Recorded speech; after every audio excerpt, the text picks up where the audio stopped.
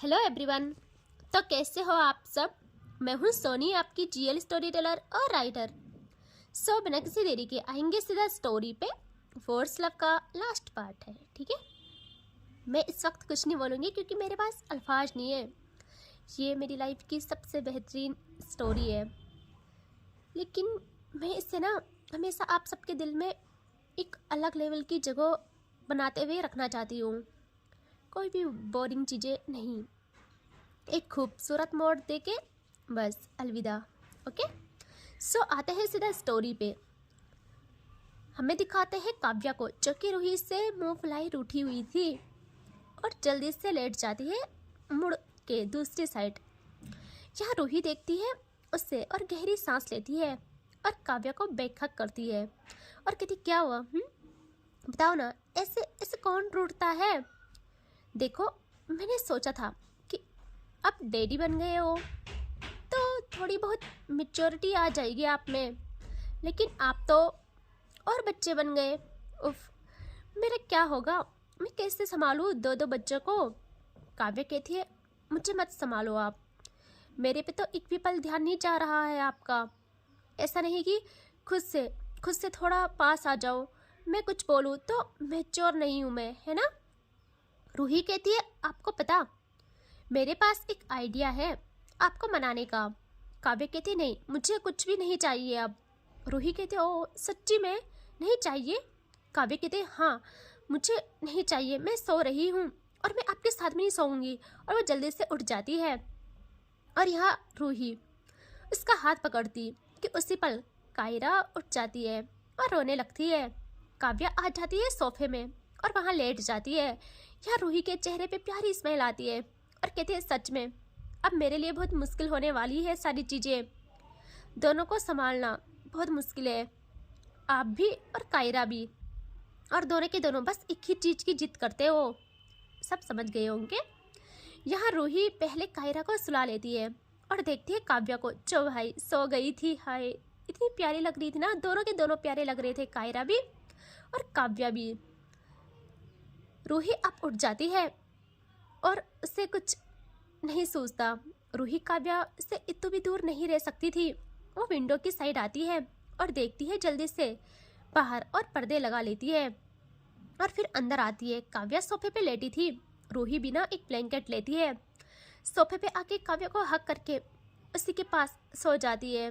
जगह उतनी नहीं थी तो पूरे काव्या में आ जाती है, उसके हाथों को पकड़ के खुद पे रखती है ताकि वो उसे थोड़ा होल्ड करे।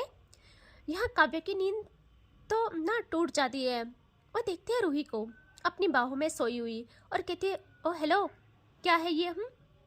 रूही आंख भी नहीं खोलती और कहती है, क्या मतलब क्या है? मैं अपने सुकून के पास सो रही हूँ, आपको क्या दिक्कत है? काव्या कहती है, अच्छा जी, सुकून तो मैडम आपने ना मुंह भी नहीं लगाया था मुझे, और मैच्योरिटी नहीं है ना, यही कहा था ना, भूल गए क्या आप? रूही जल्दी से सर उठा के देखती है काव्या को और कहती है, सब याद है मुझे, आप इस तरह सताओगे आप मुझे क्या? अच्छा बताओ ना, क्या चाहिए मेरे बच्चे को? काव्या कहती है, कुछ नहीं चाहिए मुझे। रूही कहती है, सोच लो। काव्या कहती है, सोच लिया, अब जाओ यहाँ से। रूही ना एकदम काव्या का फेस एक हाथ से पकड़ के अपनी ओर करती है, अपने सामने करती है और कहती है, सच्ची में जाऊँ? काव्या कहती है, जाओ। रूही ना प्यार से काव्या की ओर आती है और अपनी मासूमियत भरा एहसास काव्या के लबों पे रखती है और काव्या फ्रीज। रूही 2 मिनट तक बस ऐसे ही रहती है और जैसे वो फील करती है कि काव्या के हाथ उसकी कमर पे अपनी पकड़ बना रहे हैं, वो फिर एकदम उठ जाती है और काव्या अगेन शॉक्ड। वो उसे देखती है। काव्या कहती है, ये क्या हरकत है? देखो तुम ऐसा नहीं कर सकती हो। रूही कहती है, आपने ही तो बोला आपको कुछ नहीं चाहिए। काव्या कहती है, हाँ नहीं चाहिए, मतलब चाहिए। यहाँ रूही कहते, कुछ भी हो अब मैं, और वो ये कहते हुए एकदम पीछे मिरर से लग जाती है। ओ भाई, और काव्या को देखते हुए पल्लू की तरफ हाथ ले जाती है और काव्या को सोचती वो एकदम पल्लू जमीन पे, भाई देख रहे हो, और काव्या की आंखें बड़ी बड़ी हाथ कांपने लग जाते हैं और वो उठते उठते कहती है, देखो तुम ऐसा नहीं कर सकती, गलत है ये।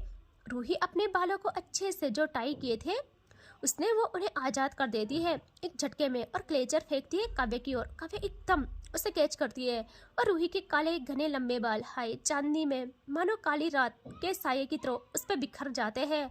यहाँ काव्या सोफे में बैठे बैठे रूही को देखती है और रूही की आंखों में शरारत थी, रूठे महबूब को मनाने का जुनून मान लो।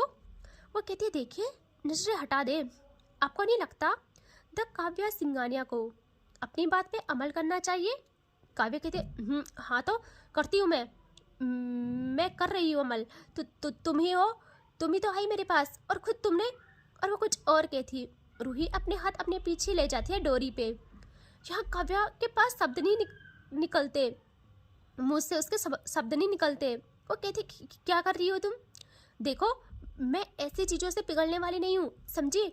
मुझे पता है अभी बस कुछ टाइम तक तुम्हारा मुझे यूँ सताना होगा, फिर तुम। इससे अच्छा मैं ना इमेच्योर ही ठीक हूँ, मुझे नहीं पिघलना। रूही कहती है ऐसी बात है तो फिर आवाज़ लड़खड़ा क्यों रही है आपकी और हाथ काँप क्यों रहे हैं?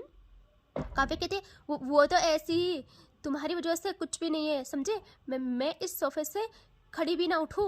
और वो अगेन बैठती है और कहती तुम्हारी इन हरकतों पे मैं खड़ी भी ना उठूँ यहाँ से। या रूही हाय इतना प्यारा हंसती है ना एंड कहती है अच्छा जी तो चलो लास्ट एक्शन। अगर मेरी लास्ट चाल में आपके कदम सेकंड के हिसाब से मेरे पास यहाँ नहीं आए तो मैं हार मान लूँगी। जो जैसा सजा दोगे मैं सब सह लूँगी। और हाँ आप हारे तो खुद को रोक नहीं पाए अगर आप तो आपका हर एक कदम मेरे इशारे पे चलेगा। यहाँ काव्य धीरे से कहती है वैसे कौन सा मेरे इशारे पे कुछ होता है? तो रूही कहती है ऐसे मुंह के अंदर बड़बड़ाना बंद करो एंड लुक एट मी। यहाँ काव्य देखती है प्रॉपर रूही को और रूही का जस्ट वन एक्शन, एक झटके में डोरी पूरी रिमूव और काव्या बस इस वार से खुद को नहीं बचा पाती। काव्या इस वार से बच भी नहीं पाई थी कि दूसरे ही पल उसकी सांसें अटक जाती है क्योंकि रूही सेकंड के हिसाब से उतार कर काव्य के ऊपर फेंकती है और काव्या फ्रीज और देखती है रूही ने आज़ाद कर दिए हैं पंछियों को। और भाई और क्या लगता है काव्य में इतना सब्र है? बिल्कुल नहीं, उसके अंदर एक तूफान उमड़ पड़ता है और ये तूफान समुद्र की गहराई में उतर के ही शांत होने वाला था। वो सेकंड के हिसाब से रूही की ओर भागती है और एकदम अपने काम को गति देती है। ओ भाई देख रहे हो रूही के हाथ काव्य के बालों पे चले जाते हैं और रूही पीछे शीशे से लग जाती है, शीशे के स्लैब में बैठ जाती है और काव्या प्रोटीन अच्छे से लेने लगती है। इतने महीनों बाद उसने अपना पसंदीदा खाना टेस्ट किया था और रूही मुस्कुराती है, आंखें बंद थी उसकी और ऐसे ही कहती है देखा हार गए ना आप। काव्या बहुत टाइम के बाद एकदम उसे उठा लेती है बट प्रोटीन नहीं छोड़ती और उसे ले आती है बेड की तरफ और वहाँ रखती है और जल्दी से वहाँ रखा एक ब्लैंकेट अच्छे से दोनों में डालती है और फिर रूही का फेस हाथों में लेती है और दोनों की सांसें एक ही रफ्तार में चल रही थी। यहाँ ऐसा लग रहा था कि काव्या का जैसा नेचर है और रूही को बहुत सताएगी बट इतने महीनों में दोनों एक दूसरे के जहन में सुकून उतारना चाहते थे। काव्या रूही का फेस थामे उसके माथे पे चूमती है, प्यार से प्यार भरा चूमती है और कहती है आई लव यू जान, मैं आपके बिना नहीं रह सकती। मेरी सांसें मुझसे रूठ जाती है जब मेरी निगाहें आपको नहीं पाती है। रूही की आंखें क्लोज थी और काव्या बहुत प्यार से उसके लब सजाती है अपने और दोनों के जहन में सुकून उतरता है अब और धीरे धीरे ये दोनों एक दूसरे में लीन होने लगते हैं। काव्या का प्यार भरा एहसास रूही के नेक पे अपने निशान छोड़ने लगते हैं और रूही यार इस एहसास के लिए इतने महीने तरसती थी। काव्या का सताना, उसका हर बार रूही को तंग करना रूही के लिए सब कुछ था, सब कुछ। वो काव्या को इस कदर खुद में जकड़े हुए थी कि मानो वो खुद के दिल को तसल्ली दे रही हो, समझा रही हो कि अब तो सुकून से रहो। हाँ ये सपना नहीं है, सच है, आ गया है वो जिसकी वजह से तुम चल रहे हो मुकद्दर लौट आया है मेरा। काव्या रूही की नेक पे जुनून बरसा रही थी और रूही ऐसे ही कहती है, मुझसे मुझसे मत रूठा करो, मुझसे मत रूठना। अब मैं ये बिल्कुल बर्दाश्त नहीं कर सकती थी, ना कर सकती हूँ। आपकी निगाहें पल भर भी मुझसे हटे, मैं ये नहीं बर्दाश्त कर सकती हूँ। और काव्या कोई जवाब नहीं देती, बस अपने हाथों की छुअन से रूही को एहसास दिलाती है कि मेरा हाल तुमसे भी बदतर है। और बहुत टाइम के बाद काव्या के हाथ खुद पे जाते हैं, थोड़ा हटाती है वो खुद से, और साड़ी भी, लेकिन मुंह अभी भी उसका अपना कार्य कर रहा था। और काव्या अच्छे से चट्टानों को पकड़ते हुए अच्छे से अपने हाथों का जादू रखती है और वैसे ही घर्षण बल का प्रयोग करती है। और रूही को ये एहसास पूरी तरह अपने काबू खोने पे मजबूर कर रहा था। वो एकदम अपने मुंह को बंद करती है, लाइक होता ना, अपना हाथ लगाती है ताकि कायरा की नींद न खराब हो। और ये लोग ऐसे ही एक दूजे में सिमट के रह जाते हैं। धीरे धीरे शाम ढल जाती है, लेकिन काव्या वो रुकती नहीं। अच्छा प्यार भरा था सब, रूही भी नहीं रोकती खुद को।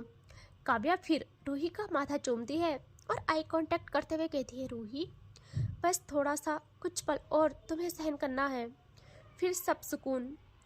और वो जल्दी आती है और जो उसकी मेहनत की थी उसे अपनाती है।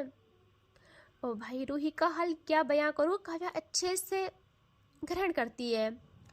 और काफ़ी टाइम के बाद अगेन रूही के फेस के करीब आके कहती है, बस लास्ट, हाँ। और वो बस रूही के साथ आई कांटेक्ट करते हुए समुद्र में डूब जाती है। और बस कुछ समय ही हुआ था कि दोनों फारिग हो जाते हैं। देखिए आज सब प्यार भरा होगा, क्योंकि यार मैं नहीं बता सकती क्योंकि। और प्यार से काव्या रूही को हक करती है और कहती है, आई लव यू जान, I love you so much. Roohi कहती है, आई लव यू मोर जान। और तभी कायरा उठ जाती है और दोनों फ्रीज। ओ भाई देख रहे हो, रूही की आंखें प्रॉपर खुलती है और वह देखती है काव्या को, और काव्या अच्छे से ब्लैंकेट डालती है तीनों में, और रूही कायरा को चुप कराने लगती है। और काव्या उससे हक किए थी, कहती है, जान मुझे लगता है एक और ख्वाब हमारा पूरा होना चाहिए।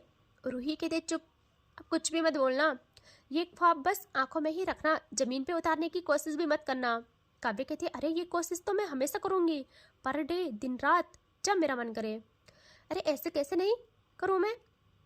रूही कहती, वैसे आप हारे हो, सो अब आप मेरे तरीके से चलोगे। काव्य कहती है, जान वैसे भी कौन सा मैं अपने तरीके से चलती हूँ, आपके ही तरीके से चलती हूँ, और सच कहूँ इसी में मुझे सुकून मिलता है। और इनकी प्यारी सी हैप्पी फैमिली, प्यार भरा एहसास हो जाता है। बहुत टाइम के बाद दिखाते हैं, जहाँ हो जाती है रात अब, और सब खाना खा के आ गए थे अपने रूम में, और हमें दिखाते हैं कायरा सोई थी पालने में सुकून की नींद, और रूही और काव्या बैठे थे बालकनी में चांद को तकते हुए। रूही का सर काव्या के कंधे में था, हाथों में हाथ। यहाँ काव्या बहुत प्यार से रूही के हाथ में किस करती है और कहती है, जान ये सब सपना लग रहा है ना, कितनी चीज़ें हमने इस सफ़र में झेली है, लेकिन आज एक मैं वादा करती हूँ, अपनी रूही का हर एक पल खुशियों से भर दूंगी, सिर्फ सुकून से, सिर्फ सुकून आपके जहन में उतारूंगी और खुद में बहुत सुधार लाऊंगी। आप बोलो तो मैं शरीफ बनने को भी तैयार हूँ, सच्ची में। रूही कहती है, लेकिन मुझे तो बस सुकून ही नहीं चाहिए। काव्या कहती है, मतलब। रूही कहती है, मुझे आपकी ये नटखट आदतें, ये मुझे सताना, ये मुझे तंग करना, ये भी पसंद है। काव्या रूही ना की नज़रों का पीछा करती है, जहाँ रूही की नज़र काव्या के हाथ पे थी। वो ना उसका हाथ ना धीरे धीरे रूही को परेशान कर रहा था। यहाँ काव्या जल्दी से हाथ हटा देती है और कहती है, मैं ऐसा वैसा कुछ नहीं कर रही थी, समझी, मैं तो बस। यहाँ रूही मुस्कुराती है और कहती है, बस करो आप ना कभी नहीं सुधर सकते, कभी नहीं सुधरने वाले हो, और सच में सबसे बड़े झूठे हो आप, झूठ बोलते हो हर टाइम। देखो अभी कैसे बोलना हो रहा था, मैं शरीफ बनूंगी, मैं तो ये करूंगी, मैं तो वो करूंगी, और अभी देखो कहते कहते आ गए ना अपने उसी अंदाज में। आप ना कभी नहीं सुधर सकते। और वो जल्दी से उठ जाती है, काव्या भी उठ जाती है और एकदम रूही को गोदी में उठाती है। रूही कहती ये क्या हरकत है। काव्या कहती क्या मतलब क्या हरकत है मैडम, आई नो मैं कभी नहीं सुधर सकती, लेकिन आई नो वेरी वेल आपको यही यही पसंद है, आप चाहते हो कि मैं ना सुधरूं। रूही अपना मुंह काव्या के सीने में छिपा लेती है और काव्या उसे गोदी में उठाए घुमाने लगती है। रूही की हंसी पूरे पूरे घर को महका रही थी। चांदनी रात, दोनों का एक दूसरे में घुल जाना, यूँ प्यार भरा एहसास। हाय, हर कोई ऐसी लाइफ चाहता है। बिल्कुल जन्नत जन्नत बन गई थी दोनों की दुनिया। और फाइनली हम आते हैं इस खूबसूरत सफ़र के सबसे बेहतरीन पड़ाव पे, जो शायद लगभग सबका सपना हो। पूरे 5 साल बाद दिखाते हैं काव्या का घर। रात होने वाली है और रूही पूरे पूरे रूम में पागलों की तरह चक्कर काट रही थी। काव्या को फोन लगा रही थी बट कोई रिस्पॉन्स नहीं। उसका दिमाग खराब हो जाता है, चेहरे पे ऐसी बेचैनी कि मानो अगर थोड़ी देर में काव्या फोन ना उठाए तो रूही सोच सोच के ही खुद को ख़त्म कर डाले। अब उसकी बेचैनी हद से पार हो जाती है और वह सब्र नहीं कर पाती, पागलों की तरह दौड़ती है बाहर और नीचे हॉल में आती है जहां काव्या के माँ बाप बैठ के कॉफ़ी पी रहे थे सुकून से। रूही शॉक्ड कि ये लोग इतनी शांति से क्यों है यहाँ। रूही कहती है माँ। वो देखती है रूही को और एकदम कप नीचे रखते हैं दोनों के दोनों, और चेहरे पे जहाँ अभी शांति थी वहाँ घबराहट दिखाने लगते हैं और कहते हाँ रूही, उठाया काव्या ने फ़ोन। रूही कहती है माँ नहीं उठाया, देखो ना स्कूल वालों को भी कुछ पता नहीं है, और गार्ड्स क्या करते रहते हैं क्या करते रहते हैं वहाँ, मेरे कुछ समझ नहीं आ रहा है। मैं क्या करूँ माँ, मुझे जाना होगा। और वह एक कदम आगे बढ़ाती है।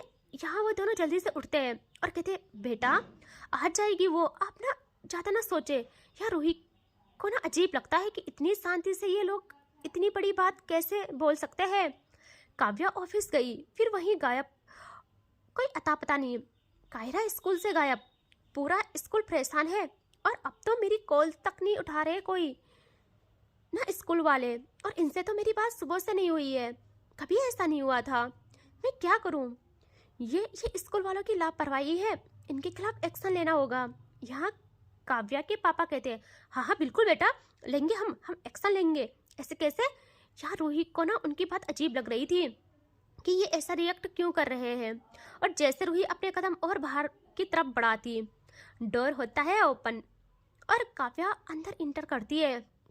काव्या की गोदी में कायरा, स्कूल यूनिफॉर्म में, चेहरे पे ऐसा घमंड, ऐसे तेवर कि कोई उस बच्ची की आंखों में पल भर ठहरने से भी घबरा जाए। उम्र बस 5 या 6 साल के बीच, लेकिन तेवर खानदानी, अकड़ भी। और इनके पीछे गार्ड्स आते हैं अंदर। और काव्या की तो बात ही अलग थी। उसके हर स्टेप्स में बड़ी बड़ी हस्ती सर झुकाए उसके सामने रहते थे। उसकी आंखों पे ब्लैक गॉगल्स थे, और जैसे रूही उन्हें देखती है यार उसकी सांसें जो बढ़ती है ना, क्या बोलूँ, वो भाग के इनके पास आती है और एकदम काव्या के सीने से लिपट जाती है। यहाँ काव्या रूही को हक बैक करती है और कहती है जान क्या हुआ, आप इतना परेशान क्यों हो। रूही काफ़ी टाइम तक काव्या को हक किए रोती है और फिर जल्दी से अपने आंसू साफ कर देखती है कायरा को, और उसका फेस हाथों में थामे उसके पूरे फेस पे किस करती है। यहाँ काव्या कहती है जान गलत बात है, ये वाला प्यार मुझे क्यों नहीं मिला, बस हक किया और बात खत्म। यहाँ रूही कहती है चुप, एकदम चुप रहना, आप कहाँ थे इस टाइम से, आप दोनों मुझसे बात नहीं करोगे आज के बाद। यहाँ कायरा एकदम रूही से लिपट जाती है और कहती है मम्मा लेकिन क्यों, मैंने क्या किया मम्मा। यहाँ काव्या कहती है और मैंने भी क्या किया, हम दोनों ने क्या किया, हम दोनों कितने शरीफ है। रूही कहती है आज मैं आप दोनों की भोली भाली बातों में नहीं आने वाली हूँ। सुबह से मेरी जान हलक तक आ गई है, और आप लोग कहाँ थे उस टाइम से। 2 बजे स्कूल ख़त्म होता है, रात होने वाली है, अब आ रहे हो क्या घर, कहाँ थे, एक फ़ोन तक नहीं उठाया गया क्या आपको। और हाँ मैंने स्कूल में भी कॉल किया था, उन लोगों ने मुझे कोई जवाब नहीं दिया। यहाँ काव्या कहते जान थोड़ी गाड़ी ख़राब हो गई थी, समझा करो, और नेटवर्क भी नहीं था। रूही कहती है चुप कर जाओ, सब बहाने हैं आपके, मुझे पता है कुछ ना कुछ छुपा रहे हो मुझसे। और वो स्कूल वाले इतने लापरवाह, कितनी बार बोलूँ, कुछ एक्शन लो उन पे। यहाँ काव्या कहती है हाँ जान अभी कॉल करती हूँ मैं, रुको, हाँ सब पे एक्शन लिया जाएगा, देखना आप। और वो एकदम फ़ोन निकालती है अपना। रूही को सुकून मिल गया था। वो कहते ठीक है, रहने दो, बेचारे क्या करेंगे अगर जॉब चली गई उनकी तो। काव्या मुस्कुराती है और कहती है हाँ हाँ जान, एक चीज पे ना कायम रहा करो, जब पता है किसी का बुरा नहीं कर सकते, इतनी क्षमता है ही नहीं आप में तो। यहाँ रूही घूरती है काव्या को और कहती है जो भी हो आप लौट गए ना सही सलामत, मेरे लिए यही सबसे ज़्यादा इम्पोर्टेंट है, और आओ मेरे साथ। और वो एकदम कायरा को अपनी गोदी में उठाती है और अंदर ले जाने लगती है। काव्या वहीं खड़ी रहती है। रूही के कदम रुकते हैं थोड़ी आगे जाके और वो पीछे मुड़ती है और कहती है अब वहाँ खड़े खड़े क्या कर रहे हो, जल्दी इधर आओ। और काव्या जल्दी से उसके पीछे पीछे आती है और रूही दोनों को मंदिर में ले जाती है घर के ही, और कहती है हाथ जोड़ो, भगवान जी का शुक्रिया करो। काव्या और कायरा दोनों एक दूसरे को देखते हैं। कायरा कहती है डैडी ये क्या है, मम्मा हमेशा ऐसे क्यों करवाती है, भगवान जी को एक दिन तो रेस्ट दिया करे। यहाँ काव्या कहती है बेटा शांत, क्या सिखाया था, मम्मा के सामने किसी की नहीं चलती, इनके अलावा सो चुपचाप हाथ जोड़ो। और दोनों हाथ जोड़ते हैं। यहाँ बस इन्होंने हाथ ही जोड़े थे कि इनकी डोरबेल बजती है। सर्वेंट जाके डोर ओपन करता है और रूही पूजा में ही बिजी थी। और यहाँ एक कपल आते हैं अपने बेटे के साथ, रोते हुए बिलखते हुए, और जल्दी से भाग के काव्या के माँ बाप जो सोफे में बैठे थे उनके सामने आके हाथ जोड़ के कहते प्लीज़ माफ़ कर दो हमें, बच्चा है, नादानी हो जाती है। यहाँ जैसे रूही के कानों में यह आवाज़ पड़ती है, रूही एकदम शॉक्ड, वो मुड़ती है पीछे और काव्या की आंखें खुली की खुली रह जाती है। और कायरा तो भाई भागती है अपनी दादी के पास और उनके पास आ जाती है। उसे पता था अब क्या होने वाला है। रूही देखती है काव्या को और आंखें नम हो जाती है रूही की। और काव्या कहती है रूही सुनो तो यार, बट रूही बिल्कुल नहीं सुनती और हॉल में आ जाती है। यहाँ काव्या के माँ बाप भी शॉक्ड कि ये लोग यहाँ कैसे आ गए, गार्ड्स इनकी तो खबर लेनी पड़ेगी। यहाँ वो कुछ कहते, रूही एकदम आके कहती क्या हुआ, आप रो क्यों रहे हो। यहाँ वो उस लड़के की माँ कहती है मैम देखिए हमें माफ़ करे, वो नादान है, बच्चा है, उससे गलती हो गई। रूही कहते हुआ क्या मगर, वो कहते देखिए ना ये बच्चा आपकी बेटी ने। रूही देखती है और कहती है ये बच्चा तो बड़ी क्लास का लग रहा है, मेरी कायरा से 2-3 क्लास बड़ी लग रहा है, इसकी हालत ऐसे कैसे हुई।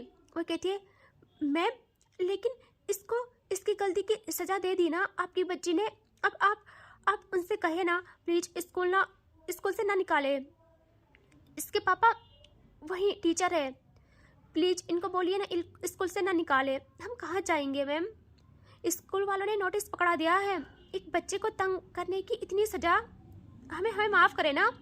यहाँ रूही देखती है कायरा को और कायरा कुछ नहीं कहती। उसकी दादी उसे अपने पहलू में छुपा लेती है और कहती है रूही इसमें किसी की कोई गलती नहीं है, यह लड़का कायरा की दोस्त को परेशान कर रहा था और उसे ही नहीं सबको तंग करता है, अपना हुक्म जताता है, अपना कोई भी काम कराता है। कायरा ने समझाया इसे और इसने उस पर हाथ उठाने की कोशिश की। तुम जानती हो ना काव्या सिंघानिया की बेटी है, खून में तेवर होने तो बनते हैं, ले लिया उसने बदला, बस बात खत्म करो, इसमें हमारी बच्ची को डांटना मत, और तुम लोग जाओ यहाँ से। रूही कहती 1 मिनट, अब बताइए हुआ क्या था। वो कहती मैम आपकी बेटी ने इस चीज़ की सजा दे तो दी, पूरे दिन उसे रूम में लॉक रखा, पीटा भी, अब स्कूल से ना निकाले ना प्लीज। और वो कहती है माफ़ी मांग जल्दी। वो लड़का माफ़ी मांगता है। यहाँ रूही कहती है देखिए अब जाइए, फिक्र करने की बात नहीं, आपको स्कूल से नहीं निकाला जाएगा, मैं हूँ ना, सो प्लीज मैं बोल रही हूँ ना, कुछ नहीं होगा, अब जाइए। और वो वहाँ से चले जाते हैं। यहाँ रूही देखती है कायरा को, जिसके चेहरे पे 1% भी ऐसा नहीं था कि उसने कुछ किया होगा, वही तेवर वही घमंड जो कभी काव्या के हुआ करते थे अभी भी थे। अरे यार क्या बोलूँ, उन दोनों के तेवर नेक्स्ट लेवल है। यहाँ रूही अब कुछ भी नहीं कहती, अपने रूम की तरफ जाने लगती है। और काव्या की तो हालत ख़राब, वो जल्दी से कहती है मम्मा कायरा का ध्यान रखना, हाँ मैं अपने तूफान को संभाल के आती हूँ, पता नहीं आज क्या होगा मेरा। और वो रूही के पीछे भागती है। यहाँ कायरा कहती है दादी मैंने कोई गलत नहीं किया, वो सबको सता रहा था। और उसने कायरा सिंघानिया पे हाथ उठाने की कोशिश की। उसकी दादी कहती है बेटा आपने क्या किया फिर। वो कहती है दादी क्या लगता है आपको उसकी इतनी हिम्मत है जो मुझ तक आ सके। आपने उसकी हालत नहीं देखी क्या? सब मैंने किया है। वैसे भी डैडी हर वक्त यही समझाते रहते हैं कि कुछ भी कर लो, जो मर्जी करो, संभाल तुम्हारा डैडी लेगा, ऐसे बोलते हैं। और डैडी वक्त पे ना आते, ना जाने क्या होता है ना। वैसे मैं खुद हैंडल कर सकती हूँ सारी चीज़ें, बस मम्मा मान जाए। उसकी दादी उसका माथा चूमती है और कहती है, गुड गर्ल, टेंशन मत करो, तुम्हारी मम्मा सॉफ्ट हार्ट की है, उनके सामने शरीफ रहा करो, बाकी तो हम देख लेंगे। यह रूही एकदम रूम में जाके डोर बंद करती है। काव्या डोर पीटने लगती है और कहती है, जान सुनो दो प्लीज, माफ करो ना प्लीज, कसम से ऐसा कुछ नहीं हुआ था। रूही कहती है, चुप कर जाओ, मैं दिन भर भगवान जी से प्रे करती हूँ कि सब शांति से हो। आपकी और आपकी बेटी की बातें अलग है, वो तो आपसे 10 गुना आगे जा रही है और आप सब उसे उसकी गलती के लिए डांट भी नहीं रहे हो। आप सबको उसकी गलती दिख ही नहीं रही है। मैं थक गई हूँ इन सब से, आज बाहर ही रहो, अंदर आना मत। काव्या कहती है, जान ऐसे सजा मत दो, मैं नहीं रह सकती आपके बिना, प्लीज दरवाजा खोलो। आई एम सॉरी ना, अब से नहीं होगा कुछ। बट रूही डोर खोलती ही नहीं। यहाँ कायरा भी आ जाती है, रात हो गई थी ना, तो कायरा भी बोलती है, मम्मा प्लीज खोलो ना, आई एम सॉरी, अब से मैं बहुत शरीफ बनूंगी, कुछ भी ऐसा वैसा नहीं करूंगी, कसम से, भगवान जी की कसम। यहाँ काव्या देखती है कायरा को एकदम और कहती है, बच्चा गलत बात, भगवान जी को तो बख्श लो, भगवान जी की ही कसम ले ली। वो कहती है, डैडी क्या करूँ, बोलना पड़ता है, भगवान जी से कल माफ़ी मांग लेंगे। यहाँ जब रूही नहीं खोलती, काव्या कहती है, बेटा जाओ दादी के साथ सो जाओ। कोई कहती है, मुझे मम्मा के बिना नींद नहीं आती। काव्या कहती है, मुझे भी नहीं आती, मुझे भी तो नहीं आती उनके बिना नींद, बट आज सोना पड़ेगा, जाओ जाओ दादी के साथ सो जाओ। और वो बेचारी चली जाती है। यहाँ काव्या रात भर डोर पे ही बैठती है और कहती है, जान मच्छर काट रहे यार, प्लीज दरवाजा खोल दो, देखो ना। और वो कहती, देखो ना मुझे मच्छर खा रहे हैं। रूही भी नहीं सोई थी यार, उसका दिल रो रहा था। कैसे सोती अगर काव्या इतना बाहर पे तड़प रही है, तो रूही कैसे सो सकती थी चैन की नींद, वो सोती ही नहीं। और ऐसे ही रात के 3 बज जाते हैं, जब रूही का दिल उसके बस में नहीं रहता, वो दरवाज़ा खोल देती है, क्योंकि उसका दिल उससे ना सता रहा था। जैसे डोर खुलता है, काव्या जल्दी से उठ के रूही को हक करती है। रूही बस खामोश थी। यहाँ काव्या कहती है, आई एम सॉरी ना प्लीज जान, आई एम रियली सॉरी, आज से प्रॉमिस कर रही हूँ। रूही कहती है, चुप, आप और आपके प्रॉमिस।